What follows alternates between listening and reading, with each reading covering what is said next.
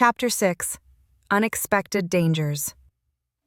Calysta slowed to a walk, looking back at the other kids far behind her. Gym was her last class of the day, and she had always been fairly athletic. However, now, not even a bead of sweat was upon her brow. They're pretty far behind, so it's not just my stamina that's different, but my leg strength too. She thought to Cali for confirmation as she stretched. It felt like she had done a warm-up rather than running a mile. When someone becomes bonded to me, all their latent physical potential is unlocked. What does that mean exactly? Calysta asked in a hushed tone, as the other students finally began to draw near. This is the height of your physical ability. Every muscle and organic fiber in your body has become its ideal self. Your cells will heal faster, and you will not deteriorate, Cali replied, song lacing her voice. That's good. I play a lot of video games, Calysta said, sending a mental smirk at Cali as she walked away from the pack of winded teens. Are you sure I could do that, though? Even in my ideal condition? Calysta said, entering the school again to get her bag from her locker, the school bell blaring through the halls. If you trained your entire life on either your leg muscles or your stamina, but neither individually would have allowed you to achieve such a feat. So, it's a collective effort kind of thing? Stopping at her locker, Calysta turned the dial of the lock. Yes. Calysta was dazzled by the idea of being her ideal self. The idea of saving those in need pierced her mind like a radiant arrow. But that minor gift doesn't even compare to the power of wielding me. The closer our hearts grow, the more of my power you can draw upon, Cali said, an air of pride in her tone. How much of that power could Arthur draw out? Calysta asked, curiosity bubbling up from the very foundations of her being. Enough to shatter nations and shred the skies themselves.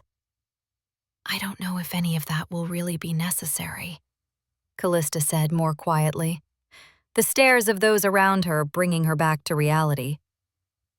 But thank you, Calysta finished, not wanting Cali to feel undervalued. Arthur thought the same, but there are times when such strength is needed. The concerned warning of the holy blade echoed in Callista's mind, longer than usual.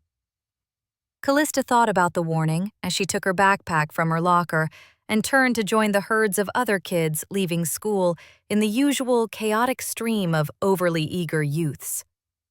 Weaving from side to side to avoid the crowded hallways, Calysta skillfully put her earbuds in, sharply turning a corner and nearly walking into an admittedly cute couple. Nodding her apologies to the couple, she sensed some curiosity from Cali. Yes? Calysta barely breathed as she broke away from the stream of students, heading to an exit in the back. Calysta disliked the overstimulation of the noisy buses and preferred to walk. Usually, within the minds of teenagers who see such displays, there is a sense of jealousy. Cali's words were brief, but the question was clear. And now that she was away from the crowds, she allowed herself a laugh. I'm not really interested in romance. I've never really found myself on either side, Calysta said, as she pushed upon the back door of the building. Few students left through this door, making it the perfect exit for someone wanting to decompress after a long day.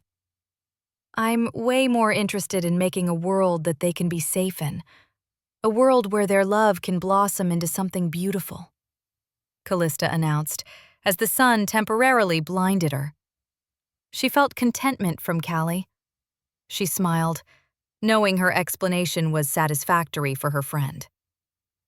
Calysta watched the bulk of the teachers begin to leave the building, the faculty parking lot being the exact place the back exit led to. Calysta stood watching the teachers leave with the same chaotic hassle the kids did. Calysta was content standing aside listening to her podcast as the teachers cleared out. The news podcast spoke of criminals being killed or badly wounded by the dozens and left for the police to find. Calysta sighed. Criminals should certainly be stopped, but she wasn't sold on the idea of using lethal force to achieve that end. Calysta, move! Callie's voice boomed like a megaphone blaring through her mind. Turning, Calysta was greeted with a dark foot impacting her stomach. The force of the blow sent her into the open nearby dumpster, the stench of something rotten invading her senses as she desperately tried to catch her breath from the blow that only a few days ago would have surely been fatal. Roll right!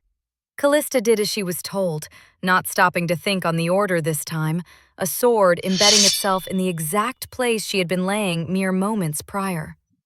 Wielding the weapon was an ever-moving dark mass in the crude form of a man. Without waiting for directions from Cali, Calysta leaped out of the dumpster and ran.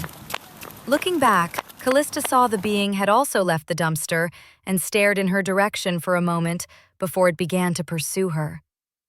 Guess we're about to test what this new distance running can do, Calysta said with a smirk, satisfied the being was following her. She couldn't leave it in a populated area, though she didn't have a plan. She knew she couldn't let a bystander be harmed. Better to lead it somewhere secluded. I'm sorry, I never considered that you hadn't had any sort of training. Even Arthur had come to me with a bit of warrior's skill. Callie's words offended Calysta, but she focused her frustration into her legs as she took an especially sharp turn into an alley.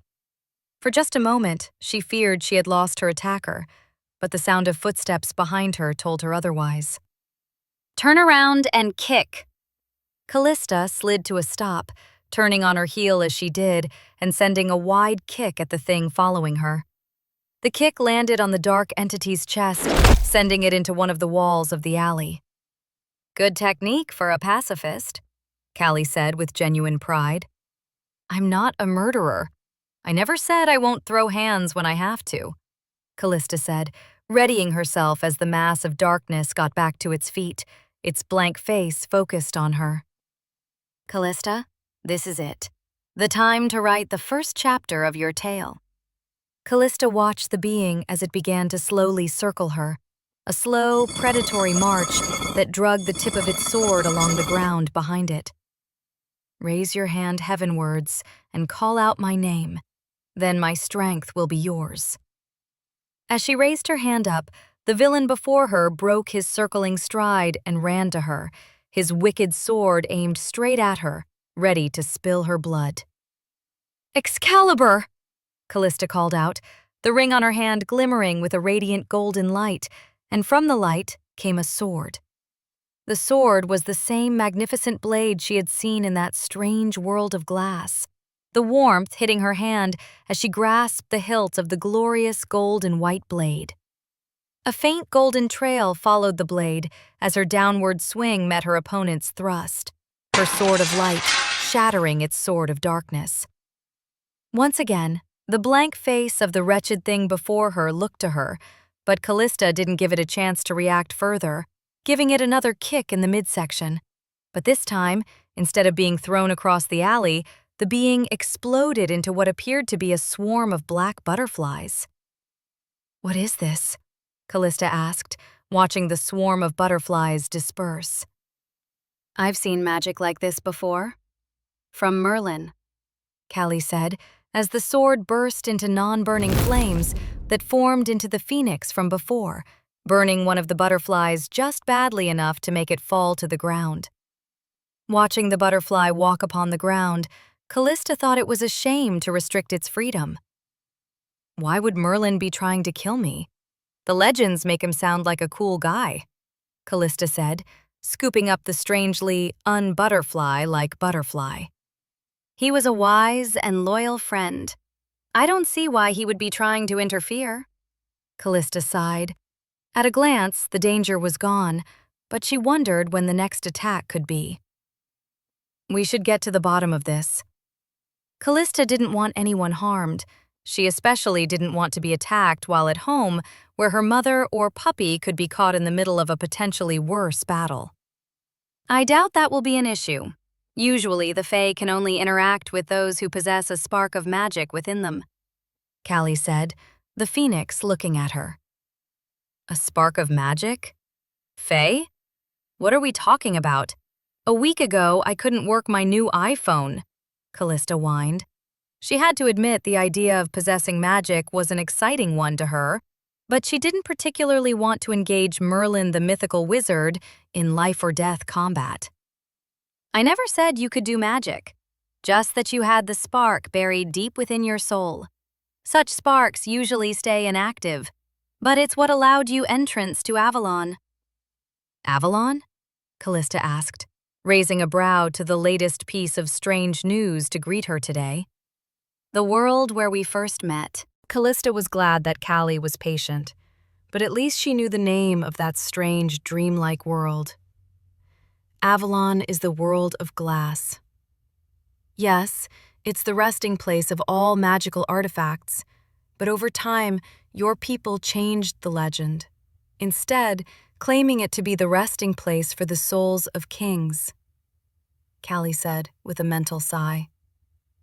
Calysta turned to face the exit of the alley. So I was able to go to Avalon when I needed it because I have this spark inside me? Calysta summarized. In a sense. But even in this world barren of magic, there very well might be more with the same sort of spark, Cali warned. Then why didn't any of the other items in that world call out to me the same way you two did? Calysta asked, assuming the answer was something obvious she hadn't considered. Because your soul resonated with ours, rather than theirs, so you were drawn to us, but your power was only great enough to free one of us, Cali explained, returning to her ring form on Callista's finger. The page had turned, revealing plot twists that Calysta had never considered. She was excited to see what her story had in store, wondered if one day a child might read it and be inspired the way she had been while hearing stories of great heroes and fantastical journeys. Taking a step, Calysta knew one thing for sure. This is a story I'd read, she said with a smile on her face and a fire in her heart.